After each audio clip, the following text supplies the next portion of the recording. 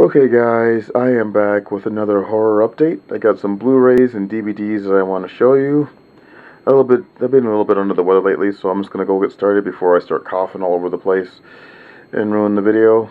Alright, so these first couple of pickups are from Dollarama. These are some $3 Blu-rays, so I'm just going to show you what I picked up. Alright, this first one is a triple feature horror pack. It says Volume 1, so I'm assuming there must be a Volume 2 somewhere. And this has got Forget Me Not, House of Fallen, and Red Hook. I've seen 2 out of the 3 in this release. I've seen Forget Me Not and Red Hook. I haven't checked out House of Fallen, although I read it's not supposed to be all that good. Forget Me Not is kind of like done in the style of like a J-horror thing. It's one of those vengeful spirit type movies. I like the premise of this one because when the ghost gets the people, they're erased from the memories of everybody except for one girl. I thought that was kind of interesting. The movie's just okay. Like, it's worth $3. Red Hook is a slasher film. And it's basically these kids are doing this scavenger hunt, and they're being picked off one by one by a serial killer. So there's that. All 3 films are on one disc, so there's that too. This next one is actually an Asylum release, and it stars Daryl Hannah, and it's called Mother. I actually reviewed this film. I think it was a couple years ago, but because it really amused me. This movie was actually a retitling of something else. The original title was called The Social Nightmare, and it's funny because the Asylum is trying to pawn this off as a slasher movie, and it's really not. This is actually like one of those Lifetime type movies, and basically it's about this young girl that's about to go to college, and her life gets ruined through social media. And it's funny because it's supposed to be a mystery. You're not supposed to know who's doing it, but by the cover you know damn well who's doing it. It's the mom. The mom she's got relationship issues, and she doesn't want to let her daughter leave, so she's sabotaging her daughter. It's funny because they're really pawing this off as if it's some kind of slasher film, and it really isn't. But Daryl Hannah does attack a girl at the end of the movie with a knife, so there's that. This movie really amused me. That's the only reason why I picked it up. Okay, this next pickup was actually something my wife had gotten, and that's Ouija. This one was just okay. I don't know. It's just like these horror films, maybe people who don't like horror movies, you know. Although the one thing I did like was Lynn Shay. She has a cameo in this. But other than that, it's just, ghosts from the Ouija board coming after these kids. So, I don't know. The trailer looked okay, though. Okay, and last for the Blu-rays, we have The Walking Dead, the complete 5th season. I'm really happy to get this. This is actually like a steelbook, even though I don't think it really should be considered a steelbook. I think it's too wide, but this is a steelbook emblem right there. I don't know what else to say about this one. I'm really happy to have it. I don't have too many of the Walking Dead stuff on steelbook. On Blu-ray. I have the 1st season. I have the 4th season on DVD, which is my favorite season. And the main reason why I picked this one up was because the 4th season ended in a cliffhanger. And the 4th season would have been really, really perfect had they actually had the first episode from season 5 as the season finale, because that's a really cool episode, and it resolves most of the predicament that they're in at the end of season 4. Even though I think this case is cool, I don't like the way the discs are housed inside. It's kind of a really awkward thing. Maybe because of the space. Maybe that's what the problem is. Because you got like 3 discs here.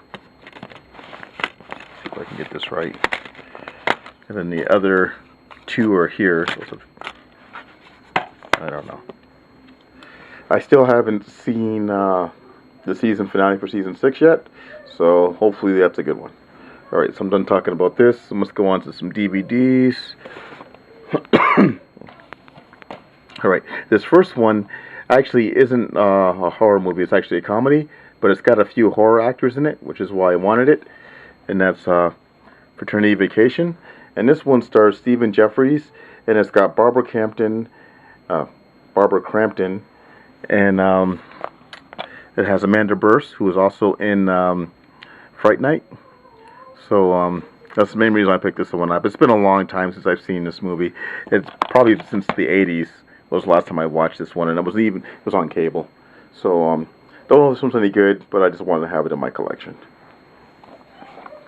Alright, next we have The Visit. Thought this was okay. I watched this last year. Found it at a pawn shop for a couple bucks. I figured it's worth that at least. So I'll check this one out again. It's got an alternate ending and some deleted scenes. So I didn't really care too much for the twist, even though it was logical in this one. I thought the film would have been better without the twist, and it would have made it more disturbing. You know, if you've seen the movie, you know what I'm talking about. But I still enjoyed this film for what it was. There's no commentary, though. It's too bad. Alright, now we have The Gift. Really looking forward to checking this one out. Heard really good things about this one. I don't know what to say about it. I know Joel Edgerton directed it. That's him there looking all weird. So, pick this one up for $2 as well. Alright, next we have a horror sequel, and it's Return to House on Haunted Hill. It's been a really long time since I've last watched this one. I actually liked the first film. I know a lot of people didn't care for that, the remake. But this one I thought was okay for what it was, direct-to-video movie. This one has that girl from the... I can't think of her name, but she was in Cabin Fever. I think it was Sarah Vincent. She's in this. This is such a strange film because this is basically Die Hard in a haunted house. Like, I guess the sister from one of the characters from the first film, I guess she's in line to inherit the house, and there's supposed to be some money or something in the house. So these mercenaries show up and they kidnap the girl and take her to the house. I guess that's the whole trope, to get them in the house, and then the ghosts attack them. So I just picked this one up because I like the artwork. It's got a nice slipcover on it. Alright, next we have Goodnight Mommy. Really enjoyed this one. I know this one had a lot of people split on the movie because it's not really a horror film, but I did like what I saw from this. You know, this is a movie where the mother of these two sons comes home and she's had a facelift, and it's kind of freaked the kids out. They don't think that she's really their mom. So, yeah, there's that. Next up, we have Rec 4. I really enjoyed this one. I didn't think I was going to enjoy this one that much. I think the main problem was this really should have been Rec 3. I don't know why they decided to do that whole thing with the wedding and stuff. They do talk about that in this one a little bit. They have a character that was supposed to be at the wedding in the third movie, but other than that, it made no sense that they would have that third part. This is supposed to be the end of the series, but I don't know. They kind of leave it left open a little bit. This one takes place on a boat, which that was kind of cool. And last up for this update, we have The Samurai. And this was another Artsploitation Films release, which is the main reason why I picked this up. I'm trying to get more of these releases. This is only the third release I have from them. This is a really strange film. Basically, you got this young police officer. He's patrolling the town, and there's this transvestite with a sword that's running around killing people. I'm not sure. This is a really weird movie. Very strange.